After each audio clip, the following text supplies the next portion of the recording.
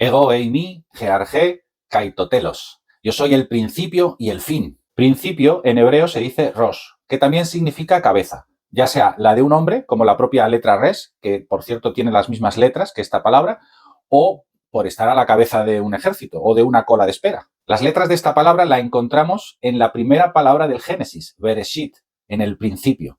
Bet hace la función de preposición inseparable, en, por, desde el interior, y Reshit significa principio. Aquí tiene añadida una yod y una taf al final. En la tradición hebrea, añadir una letra taf al final de la palabra hace que ésta dependa de la siguiente, parecido al genitivo del griego o del latín. De ahí que la traducción más literal debería ser en el principio del creó Dios. El capítulo de la creación no es un relato histórico ni científico, no pretende establecer un momento determinado de la historia, sino que nos habla de que en el inicio del acto de Dios de crear el cielo y la tierra, es decir, todo lo que existe, visible e invisible, sucedió todo lo que se nos explica ahí. En el vídeo anterior vimos cómo el primer versículo del Génesis es el resumen de toda la historia de la salvación. A partir del versículo 2, el Génesis nos irá desgranando lo que Dios hizo en el primer versículo. Es como si yo os dijera, ayer fui a ver a mi madre, versículo 1, y el versículo 2, para ello, primero me levanté, luego desayuné, me vestí, cogí la moto y fui a su casa. Pues bien, Jesús dice que Él es Rosh. La propia pictografía de la palabra nos muestra a un hombre junto a la letra que representa a Dios y luego la letra Shin, que además de los dientes y el fuego devorador de un holocausto, representa la revelación. Es decir, Rosh es el hombre Dios revelado. Si sumamos los valores de sus letras, 501, y lo escribimos en hebreo, Taf, Kof, Aleph, vemos que su pictografía nos habla de una alianza cruz levantada por Dios, o más cristiano aún, a Dios alzado en una cruz. Si nos fijamos en la palabra Bereshit y marcamos las letras de Rosh, nos sobran las letras Bet, Yod, Taf, que juntas forman la palabra casa, hogar, el nombre de la propia letra Bet. Su pictografía nos muestra el interior de algo, una mano que trae o da y la letra de la alianza, del pacto, del encuentro entre dos caminos o personas. El concepto casa u hogar en hebreo es muy amplio. Además de ser el lugar donde vive una familia, también representa el templo, pero también es el propio pueblo de Israel y, de hecho, la tierra misma, el mundo material, el cosmos entero, es un hogar, un lugar físico en el que habitar.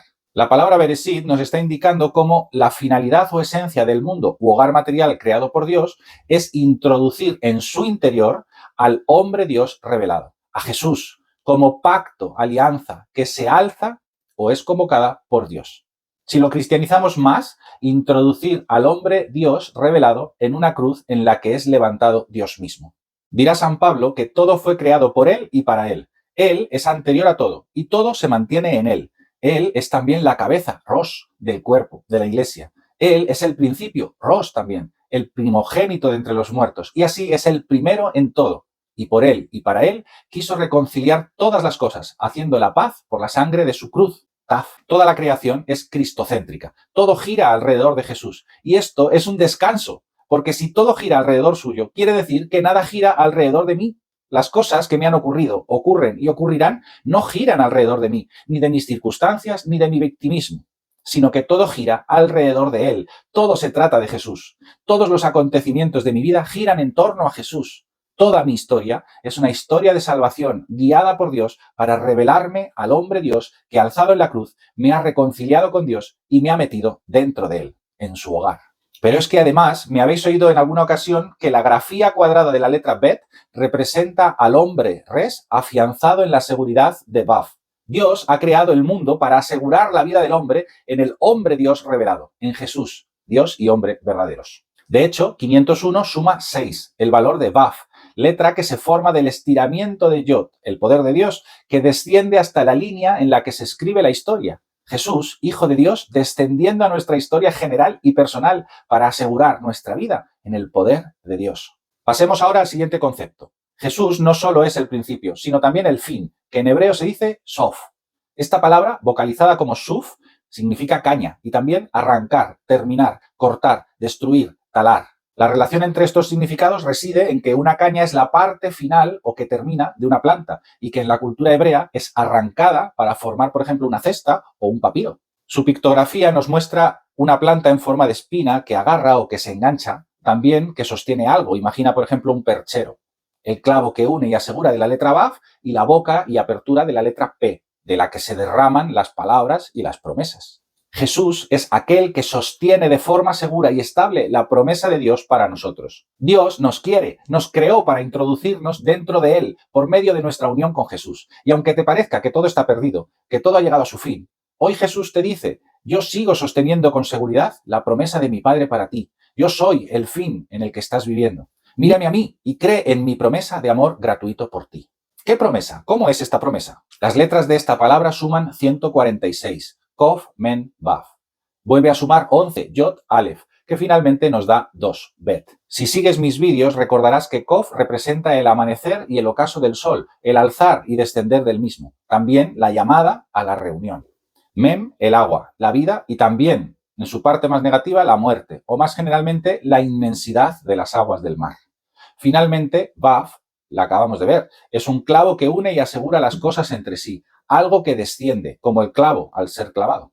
La promesa de Dios es que si hoy, en la situación en la que te encuentres, te rindes a Jesús y crees en su nombre, en lo que significa su nombre, Adonai salva, Él alzará sobre ti la inmensidad de su vida para asegurarte en el poder de Dios que te lleva a vivir en su interior, que establece al hombre en la verdadera seguridad del amor inquebrantable y gratuito del Padre. Justo lo que Jesús asegura en el versículo del Apocalipsis que estamos viendo. Tras decirnos que Él es el principio y el fin, añade: al que tenga sed, yo le daré de la fuente del agua de la vida, gratuitamente. Termino contándote una anécdota que a mí me gusta mucho. Los sabios de Israel dicen que el libro del Génesis completo es el relato de toda la historia de la salvación, y el Éxodo, que antiguamente era llamado el segundo Génesis. El primero narra la creación del mundo, pasando por la alianza con Noé tras la destrucción del diluvio, la elección de Abraham, padre de Israel, sus idas y venidas, y terminando con los hermanos de José reconciliándose con él por haberle vendido a los egipcios, fingiendo su muerte.